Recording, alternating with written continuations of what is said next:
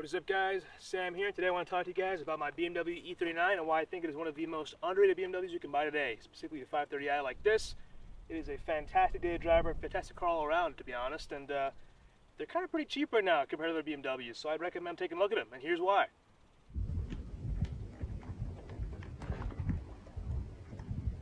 Well, first off, I should mention that the E39 is from BMW's golden age of vehicles. You get the cars like the Z8, the E46 M3, the E38 7 Series, the first gen E53 X5, and of course the wonderful E39 5 Series. This includes the M5 and of course the Inline 6 models like the 525, 528, and 530 like this. I think this generation of BMW is some of the best quality that they've ever actually produced. The plastics on the inside are actually a lot better quality than the cars after it. So for example, the E60 and E90 interiors I think have actually aged more poorly than the one in E39. I think this one's held the test of time very well. Considering it has almost 200,000 miles and it's 20 years old, it looks pretty damn good inside. You know, as for torsional rigidity, the E39 is actually almost twice as torsionally rigid as the E46 3 Series. E39 is about 24,000 newtons per degree, and the E46 is about 13,000, so that is a pretty vast improvement. That's kind of because the E39 was co-developed alongside the E38 7 Series, which is also known as one of the most legendary 7 Series to exist. Of course, the 750 IL was in the James Bond movie, of course. So this car is very close related to that, and the chassis is very similar in general. A lot of components are shared between the two cars, especially the interior, and structurally wise, are very similar. Something that may deter you from buying a 5 Series over a 3 Series is that you think, oh, it's too big for a BMW, you know, it's too long, it's not going to be a fun driver's car, which, to be honest, is completely wrong. The new 3 Series, the G20, is actually just about the exact same size as this 5 Series. I think the wheelbase and length of the E39 are slightly longer than the 3 Series, but it's only about like 1 inch, so they're basically the same size for all intents and purposes. This is also my daily driver. I've had this car since December 2021. It wasn't in the best condition, but I've been daily driving it every day since then, and I've been restoring it along the way. So I got this car with 175,000 miles, and now it has 192,000 miles, so I put a lot of miles on it over this last year and a bit, and it's been nothing but fantastic. It's been no issues reliably, or anything like that. I've just done maintenance, I've just done, you know, stuff like that, freshening things up, because things are pretty old at 20 years old and 192,000 miles. Speaking of which, I drove this car with blown suspension for most of my ownership so far. In fact, I only just changed the coilovers about a couple months ago, and even on completely blown suspension, this car handled canyons really well, and it was just very comfortable as well. In fact, I didn't really realize they were that bad until I replaced them. Even on blown suspension, still very comfortable. Like, yeah, it was a little bit floaty, but in general, the car was very planted. It totally held its ground very well. It's very stable at high speeds, which is something I can't even say about my newer 3 Series, despite it having, you know, more than triple the horsepower. So yeah, you know, it has great suspension. It's a great multi-link suspension, front and rear, and it's overall just a great handling car. And what's fantastic about the Inline 6 models is that they actually have hydraulic power steering. But yeah, I put a little video here to show you guys how bad my blown suspension was. I mean, the struts would compress all the way and not return at all. So I was basically just driving on springs this last, I don't know, 10,000 miles. So guys, check this out. Here's the old shock over here. Took the spring off. If I push it down with one hand, like that, I should be able to do that, it doesn't even return. For perspective, you shouldn't even be able to push this down with both of your hands. You know, maybe a little bit, but not much. I'm actually very surprised that the car was as comfortable as it was with this blown strut in the back. I'm sure the other one's exactly the same as well. So that is pretty funny. It must be original. So yeah. And even with coilovers, this car still is very, very comfortable. I mean, I don't want to say S-Class, but we've owned a couple S-Classes in the past, and to be honest, out of all the cars we've owned, this is closest to that. Now, it's not, you know, S-Class comfort, but it is pretty good for a 20-year-old BMW, and I think it's very nice and soft on the freeway.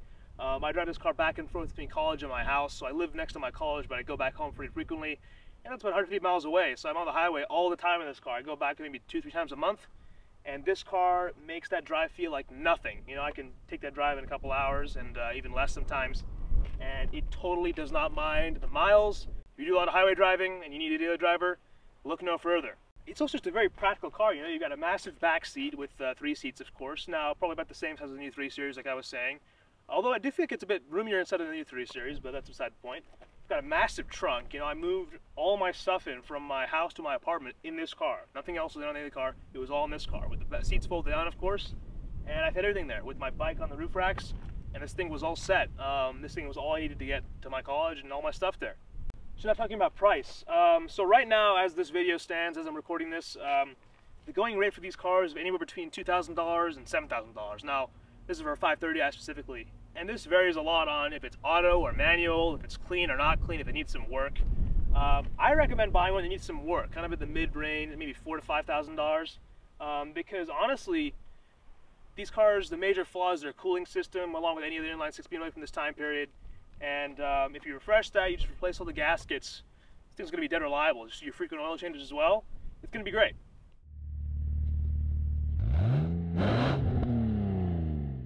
Now I want to talk about the main benefits of getting an inline six over the V8 models, including the M5 and 540. Now, the M5 is kind of a different ballpark. You're probably not going to be buying that for the same purpose as this, but the 540 is often drawn in comparison to this car. So in the V8 models, you have the older style recirculating ball steering, which is known to be very numb. The ratios aren't too bad, but it is very numb steering. And you know, there's a joke out there like commercial vehicle steering in the 540i. The M5 has a faster ratio to compensate for that, but they couldn't fit the rack and pinion inside of the V8 models for whatever reason. I guess the subframe wouldn't allow for the space. But the inline six models, so 528 in the pre-LCI and then 530 and 525 in the LCI, have a beautiful rack and pinion hydraulic steering rack, and the ratios aren't the fastest in the world, but the feel is just so good. The feel is fantastic, and honestly, it feels a little bit better than my 3 Series, you know, actually in terms of how it responds and what you feel the front wheels are doing. It's very responsive in that regard. It's not the quickest ratio in the world, like I said, but it does the job done. It's awesome in canyons and doing spirited driving like this, on beautiful back roads in areas like this with the ocean right over there. But yeah, I mean, this is really, one of the best things about the inline six is definitely the steering.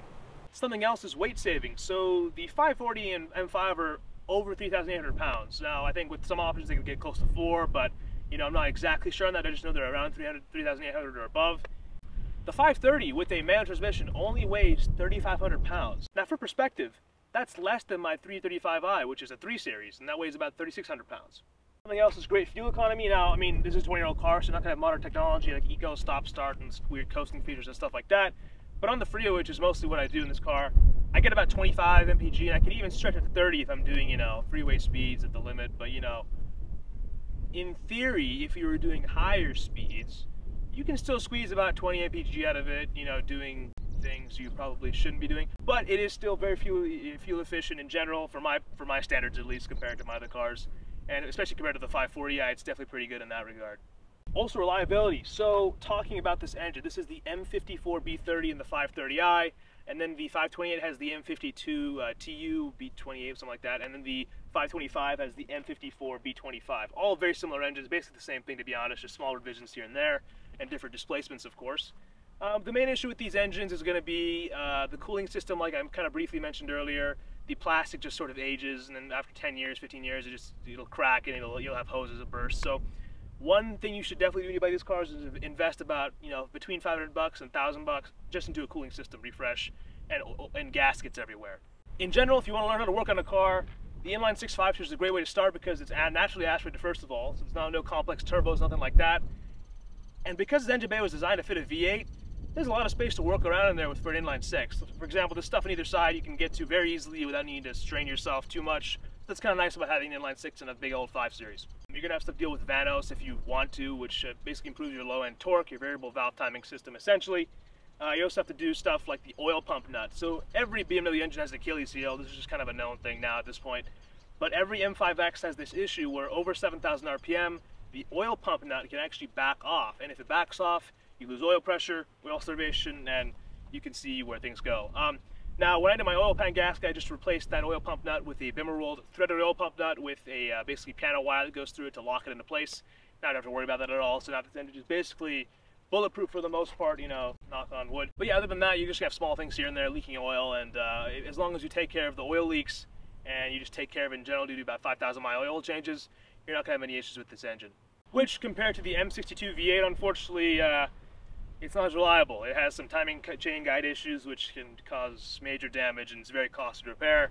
But you know, that's just one other downside having a V8 over the inline six. Now, I know what you're thinking, Sam, the V8 just sounds so good. It sounds like a big old muscle car attached to an executive sedan, and the inline six is just inline six. Well, yes, V8 does sound fantastic, but the inline six does sound pretty good too. All I've done to my cars is just put a boiler muffler on it with some eBay exhaust tips. It sounds and looks great. Not too loud for daily driver, but just enough to make you know the engine is there. These cars stock are so quiet you can barely even tell the engine's running. It almost sounds like an EV. But where it's at with these M5X inline sixes is definitely the induction sound. So with a K&N drop-in filter, some small intake modifications, these things sound fantastic, just revving them all the way to 7,000 RPM, and that's definitely the benefit of the induction sound. I would choose induction sound over exhaust in these cars any day. I'll put some clips of both right now though, so you guys can hear what that sounds like.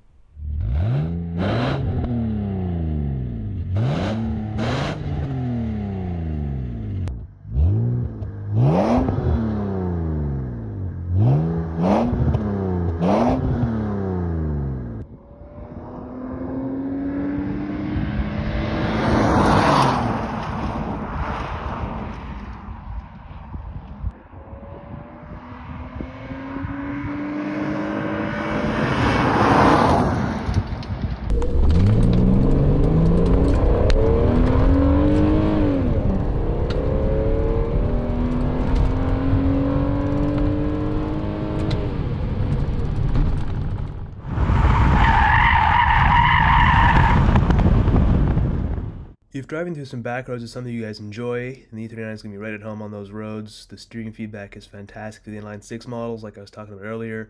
You can see over here I'm taking it in easy on some canyons in the Santa Barbara area, and it's just eating up the roads so nicely. There are a few things you need to take note of, but they're very easily correctable and very easy to deal with. So these cars do understeer quite a bit out of the box, but with some more aggressive suspension or just a better alignment, you can have a much better time with that. You are kind of limited by your front camber. You can only go to about negative 1.4 degrees of camber, which is not too much. Now most people are not going to care about this, but if you are taking corners pretty hard, you're going to notice that you're going to wear out the outer edge of the tire very quickly, which is what I've noticed on my car. If you had more negative camber, you'd be having a better contact patch in those turns. Going to include a clip of some understeer action. The tires do squeal quite a bit, and that's kind of made worse by the fact that I'm using 17-inch wheels, which means I have a 45 aspect ratio sidewall, which is pretty large, and it flexes a bit. So here is what some understeer looks like.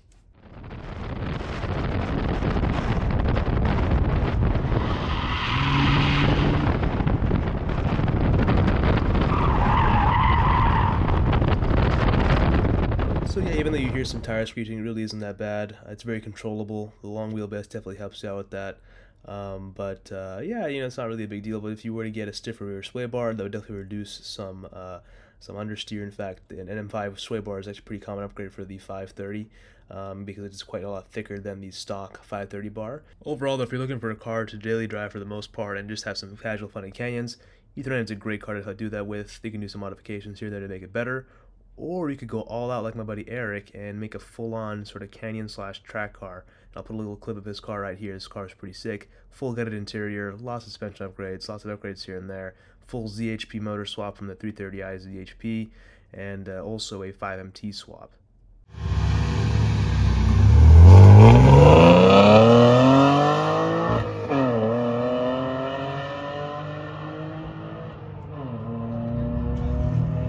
So yeah, as you guys can probably tell, Eric's car is super sick. Please check out his Instagram. He has a lot of cool content on there as well. But I know most people are probably not going to be doing what he did with his E39, but it's definitely there to show you guys what's possible with this chassis. It's a very capable chassis, and it's really cool to see what people can do with it. Here we have my buddy Tom's car. He's also in the canyons all the time. It's a 525i 5MT.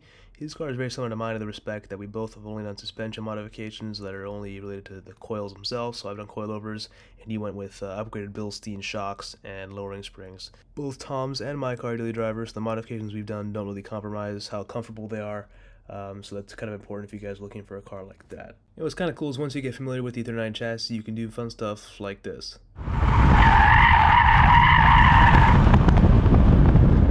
So yeah guys, this part of the video was just to show you guys how it is possible to make an E39 a pretty cool car on the back roads or canyons or even track if you wanted to. But overall, I would think something in the middle is sort of what you guys want to do in terms of having a good balance between daily driving and also fun. So mild suspension mods are kind of what I've done, and nothing too crazy. Anyways guys, the whole point of this video is to not sleep on these cars. There are a lot of cars for the money, especially right now, so definitely consider getting one of these if you're looking for another car. It's definitely a good option to get, and you will not be disappointed. Anyways guys, I hope you liked the video. That wraps up this one for sure, but I'm going to make some more videos like this in the future with the other cars I have access to, so be sure to stay tuned for those. Leave a like if you enjoyed the video, and consider subscribing for more content like this. Oh wait, one more thing. Well guys, I am soft launching my new merch line under the name STA Industries. I hope you guys like this stuff. A lot of BMW and Mercedes inspired things on this website. As you can see, a lot of stickers and t-shirts, including this one over here. It is my E39 and the Canyons. I took a cool picture of it. It's also got some mechanical specs of the car on the back of the t-shirt, which is pretty cool, kind of in the style of a BMW ad from the time period, which I think is pretty neat. This merch store is a great new way to support the channel. Whatever I get from it will go right back into the channel with new content and new projects and all that stuff. So definitely check it out. It'll help me out a lot with making more videos. So definitely check it out and let me know your thoughts. Well, that's it for real this time, and I'll see you guys in the next one.